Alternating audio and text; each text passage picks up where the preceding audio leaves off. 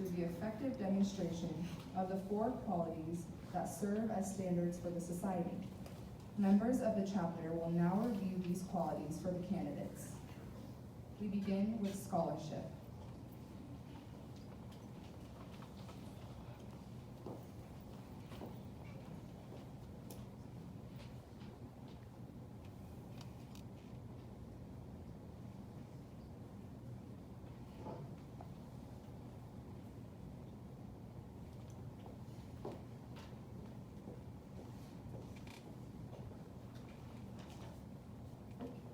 Scholarship denotes a commitment to learning. A student is willing to spend hours studying, knowing the lasting benefits of a cultivated mind. We should continue to lead when formal education has ended, for human education ends only with the end of life. Knowledge is one great element in life, which leads to the highest success, and it can be acquired in only one way, through diligence and effort. Learning furnishes the lamp by which we read the past, the torch guiding us to understanding the present, and the light that illuminates the future. Candidates have the charge to continually expand their world through the opportunities inherent in scholarship. Service.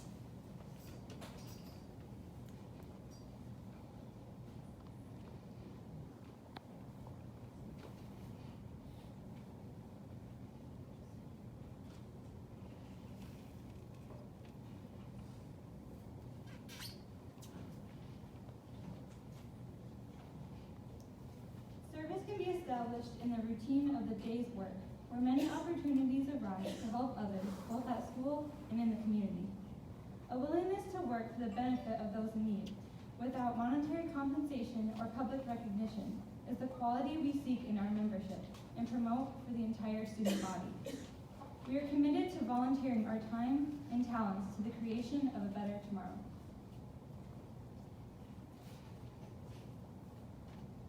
Leadership.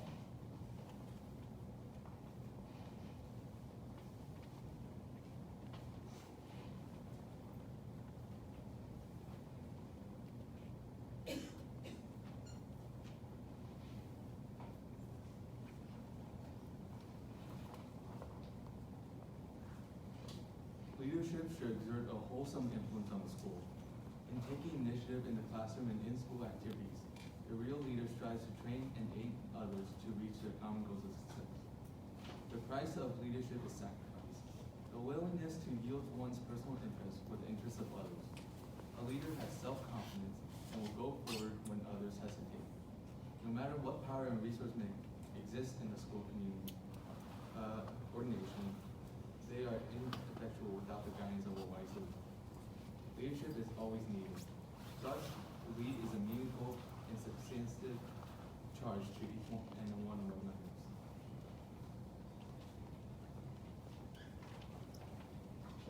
Character.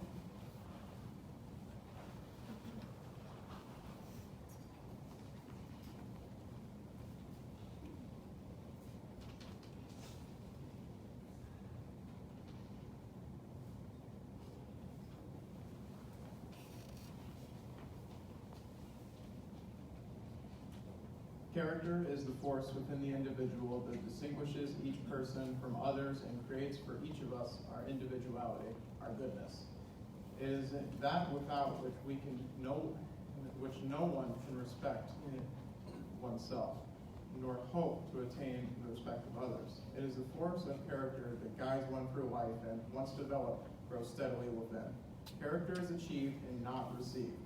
It is the product of constant thought and action, the daily striving to make the right choice. The problem of character is the problem of self-control. We must be, in reality, what we wish to appear to others rather than to seem.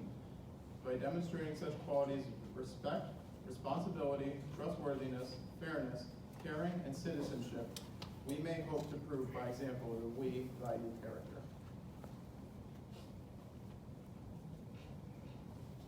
Citizenship.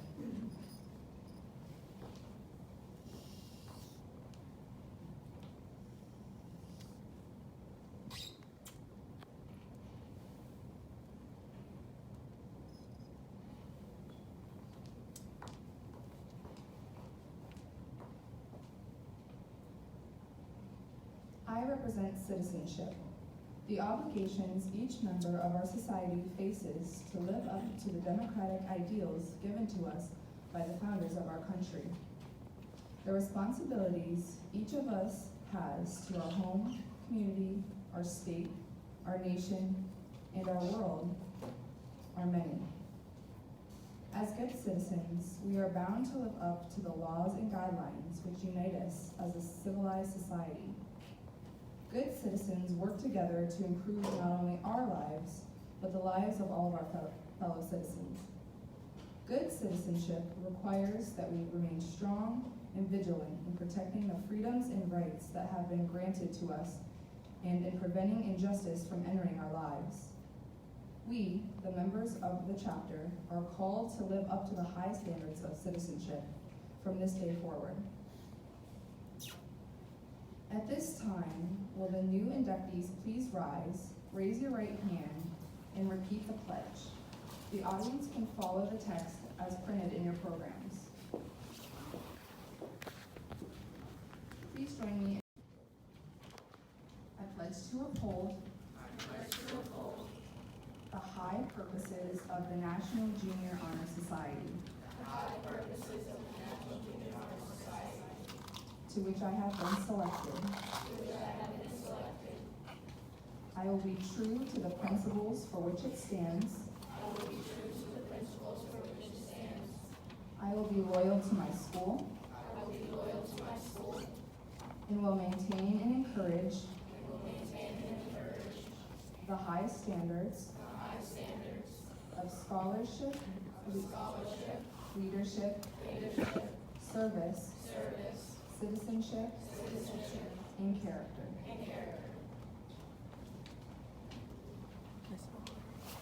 Thank you. You may be seated. And now, as your name is called, please step forward to sign the registry.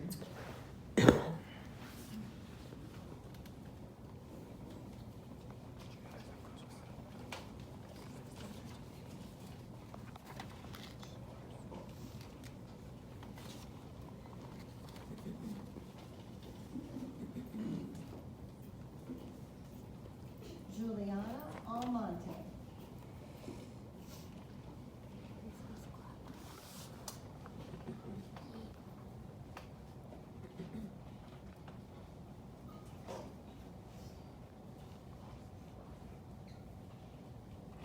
Michaela Chambers.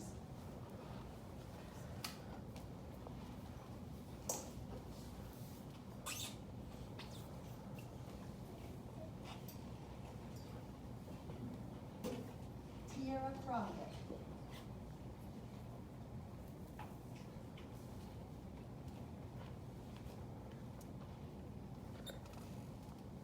Malachi Donahue.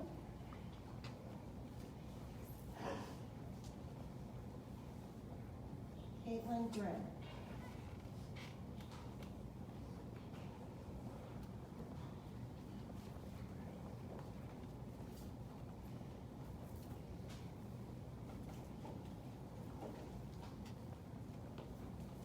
Emily Hale.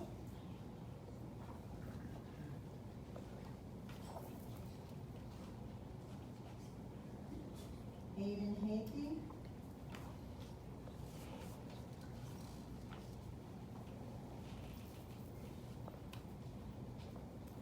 Jamel Haynes.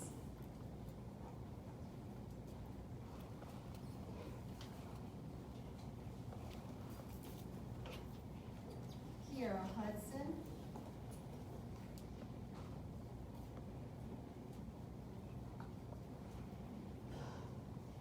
Shylin Lowry.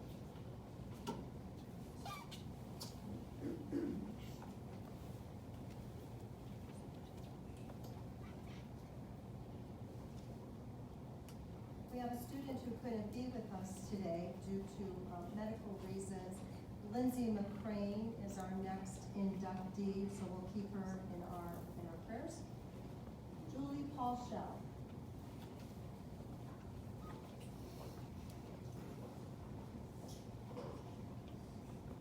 Avery Rom.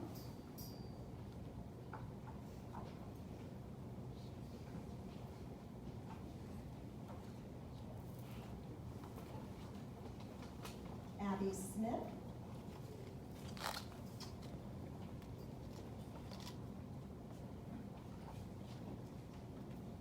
Regan Starcher.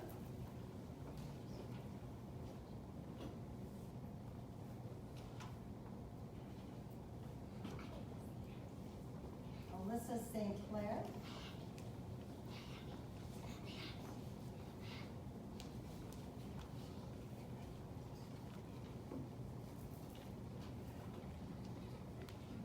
Matthew Cervella.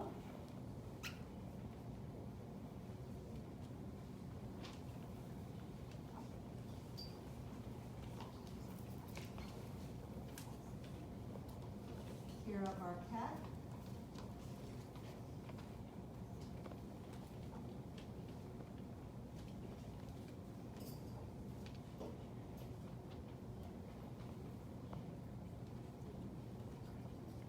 And Ryder Wise.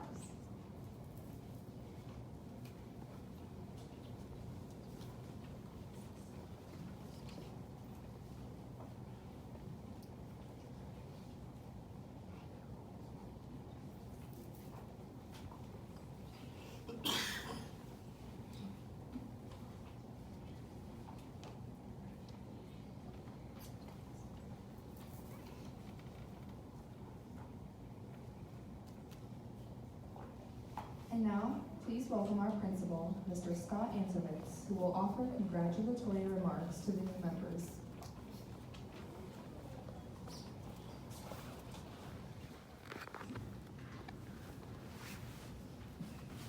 Welcome, friends, families, board members, and colleagues. What a wonderful time we have come together to share in the induction of these Lakeside Junior High scholars into the National Junior Honor Society. It is an honor and a privilege to be able to work and grow with these young people every day. I want to start off by saying that this journey is just beginning. This is definitely not the end of your journey, and there are many more mountains to climb, people to meet, and problems to solve. There is a story about every one of you that will be wonderful to tell. Unfortunately, there is not enough time today to convey these stories, but I will share my story about working and seeing you through the eyes of your principal. The beginning is quite interesting. Most of you come to junior high from the 6th grade, where you are the big dog. You know the territory, the teachers, and the faculty. You have a comfort level where most days can be planned and your work and responsibilities can be accomplished. There are a few things to worry about. Life is grand. Then comes the time to go to a new school.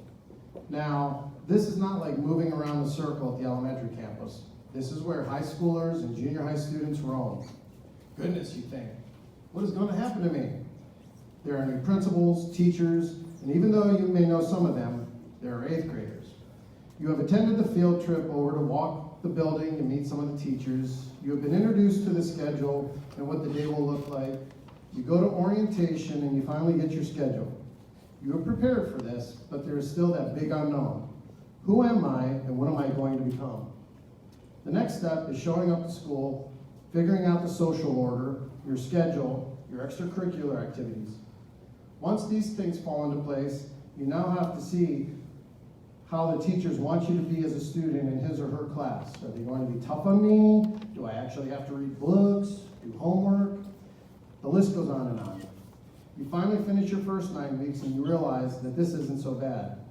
Your old friends remain and you get to make new friends. The 8th graders aren't too mean and you like most of your classes. And you're getting good grades. Fast forward through the second 9 weeks and the holidays and winter sports, and we get to now. There is an announcement about NJHS. You don't really know what that is about, and you probably figure it is more work on your part. Mrs. Noter passes out the application process, and you look it over, and you realize that this may be something you would like to apply for. You get the essay done, you figure out the leadership qualities and the hours of community service. Wow, you realize this is quite a bit of work. This takes us to this day. Now, we as grown-ups get to celebrate you. We often hear about kids today. Who are the leaders and who's going to take care of us when we get older? Well, I'm here to tell you that these are the leaders of tomorrow, many of whom have grown right in front of my very own eyes. Some came in as a lost 7th grader who didn't know their path. Others came in pretty established, but the end result is you have grown. grown into hardworking, empathetic, mature young adults. Some of you will be going on to high school in a few months. Others will have the responsibility to mold our next 7th grade class. It does not matter what path you choose, it matters how you traverse that path. John Dewey stated, "Education is not preparation for life. Education is life itself." Enjoy your success, and know I am very proud of each and every one of you. Thank you.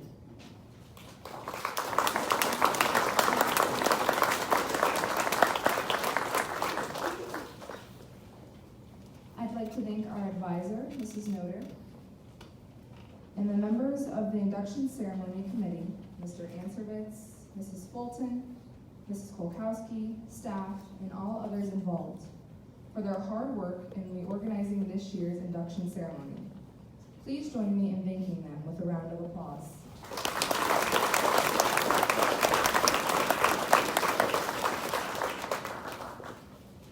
Thank you all for attending our NJHS induction ceremony. In just a moment, the new inductees will recess, after which you are all invited to join us in the cafeteria for a reception in their honor. But before doing so, please join me once again in applauding all of our new Honor Society members.